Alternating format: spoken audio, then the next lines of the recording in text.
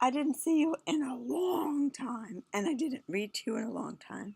I didn't even brush my hair because this cannot delay any longer. But I did feed the chickens and give them greens and set the trap for the groundhog because there's another one here, and gave them risotto, collard greens cooked with garlic, and I'm not sure what else was in the bag, but risotto for breakfast. That's a pretty good life, I would say. And Munchie and Gabby have already eaten. Maisie is outside on the prowl. Malcolm was out all night. Here's Maisie right here. With this, I wanted to show him the smile on your face. Smile on your face. Oh, good. I'm showing you her tush. Okay, there. That's a smile on her face. Look at that smile. She loves reading with you. She loves it. So what else is new? The garden is glorious. There's so much. Okay, I can show you. Sure, why not? Let's see. I'm very good at pointing and shooting.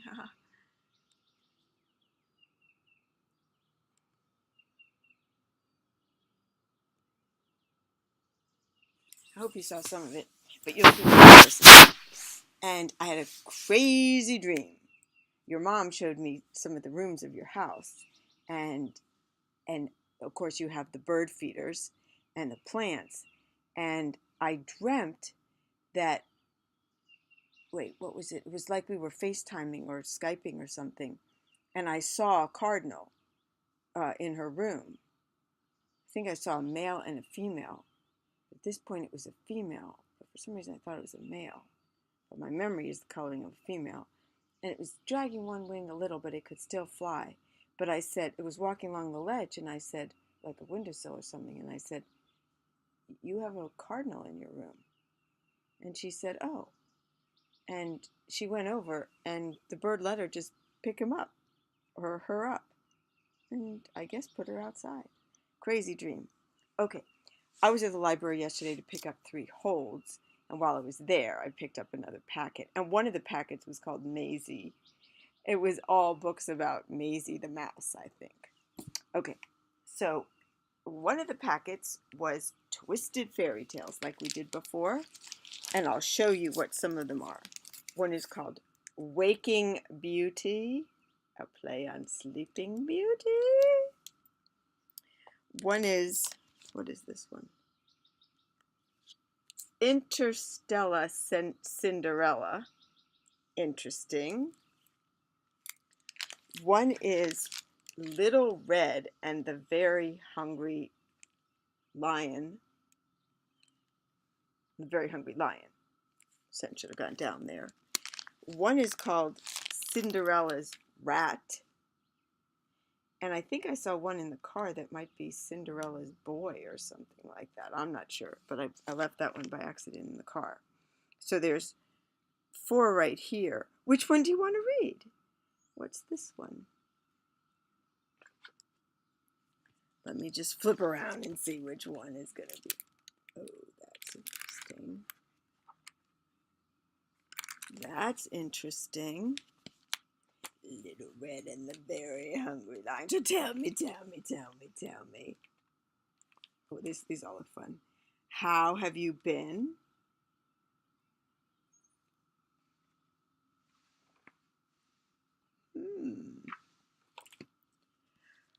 Interstellar Cinderella. It rhymes. Okay, this is a hard decision, but fortunately we can read them all at some point. I'm already 4 minutes in and haven't started reading. Cinderella's Rat. We'll read this one. I just picked it up. Might be a long one, but we'll see.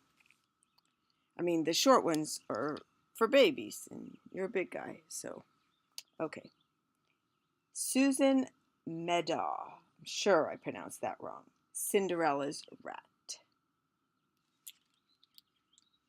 Cute little guy.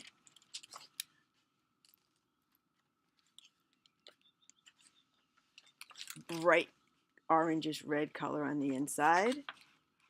Cinderella's Rat. I love books. Every part of them is so fun.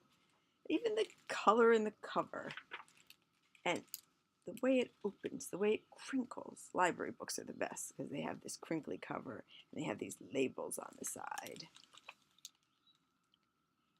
In memory of Frisky and Wily, great rats and great names for rats. I was born a rat. I expected to be a rat all my days, but life is full of surprises. Now, when you become a writer and when you study writing, you will learn about something called a good beginning. A beginning that draws you in. A beginning that makes you want to turn the page and keep reading.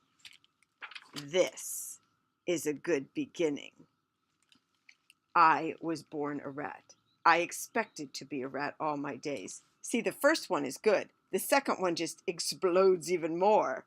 But life is full of surprises.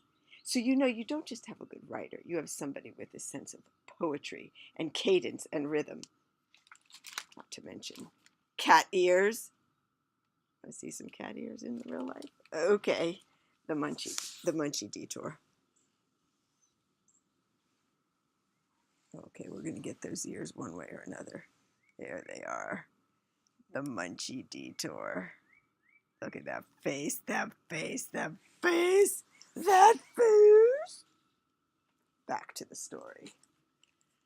Only your grum could digress in such a manner, editorialize and digress from 3 sentences in a children's book. Carrying on. Being a rat is no picnic. Cats are plentiful, and food is scarce.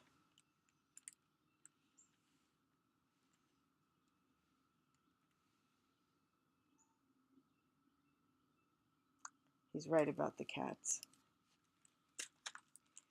My sister Ruth and I were always hungry. One day, hunger drove us to do a foolish thing.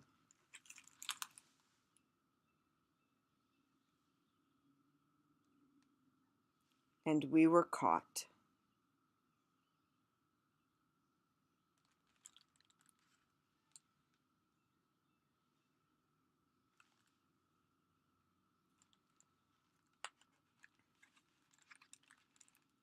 A rat in a trap has usually enjoyed his last bite of cheese. Ruth and I huddled together as the trap door was open. Then we jumped for our lives. That's when it happened. This is a very well-written book. I'm enjoying this.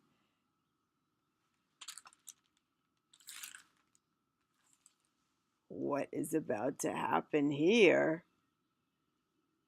Looks like there's a bit of a witch or some kind of supernatural creature. As the box opens and she's sprinkling something on them from her wand. Something was rearranging my parts. You don't get that sentence in every book.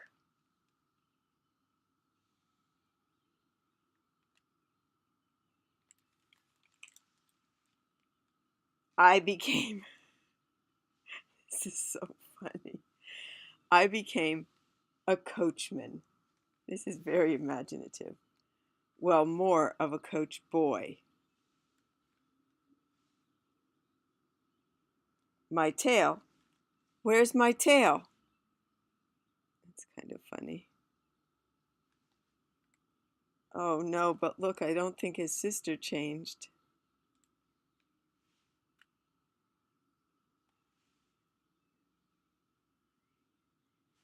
This is really funny.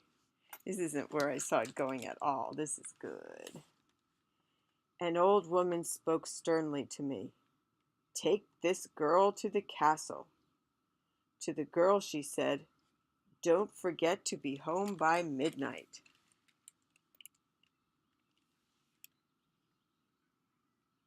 I should have known, of course, it's Cinderella and then this pumpkin, and there was a pumpkin that became a coach. I was looking at the pumpkin through the eyes of a gardener because I planted about 8 different kinds of pumpkins last night in little pots to get ready to put in the ground. 8 kinds at least, maybe more. I saved all the seeds from the really great pumpkins I bought in recent years, and I rinsed them and dried them and all that, and put them in bags and labeled them, but I didn't know the names of them, so that got mixed up. But I did label them in the thing, so I'll know which plants came from which bags. And there's some big seeds and little seeds, but we might have pumpkins in the garden this year. Back to the story.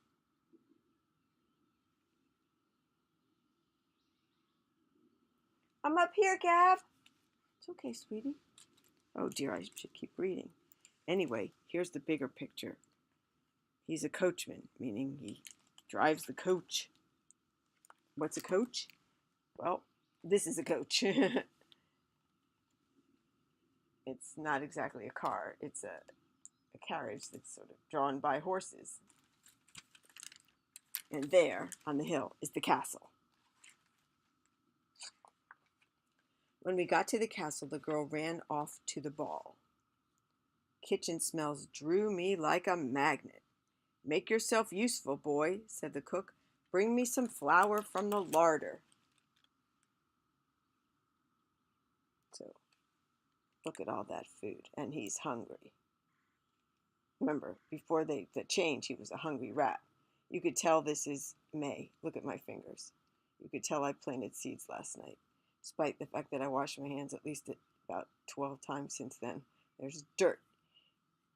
This is a farmer's hands.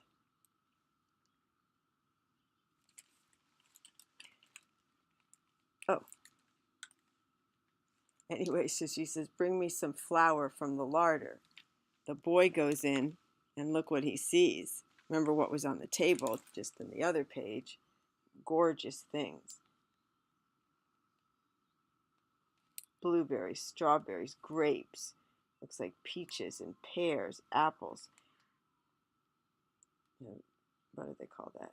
I forget that dessert. And then, what is that? Oh, bread, eggs, cheese. And she's making something here. And look at the larder. Apples and just potatoes and sacks and pumpkins and everything. And what do you think the boy says? Rat heaven. This is cute. I'm getting carried away with my fondness for this book and not reading. I dove into an open bag of grain. You must be really hungry, said a voice behind me. A boy was standing in the doorway. I mean, most humanoids would not dive their head into a bag of grain. They might go for an apple instead.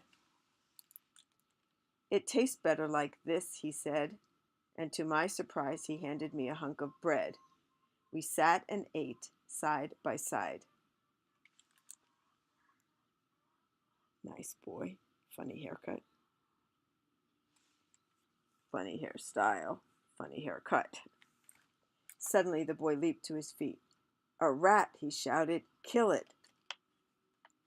He knows, I thought, and covered my head to protect myself. But the boy wasn't looking at me.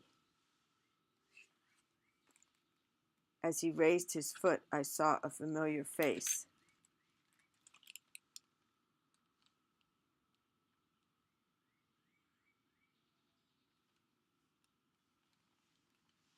Stop! That's my sister!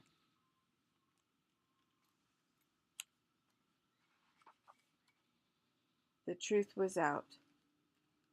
This is the end of us, I thought. At least he got his sister. Finally, the boy spoke. That must have been some powerful magic spell to turn your sister into a rat, he said. Come, what we need is a wizard. He believes him. He just got the order of wizardry mixed up. It's nice to be believed even when you say something that's seemingly preposterous. We stepped out into the night. Ah, fun, mysterious night. Beautiful night, quiet, dark.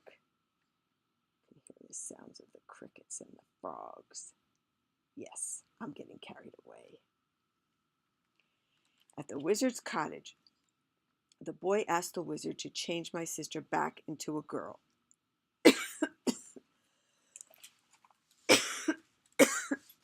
I need some water. I'll be right back with part 2. I love you, sweetie pie.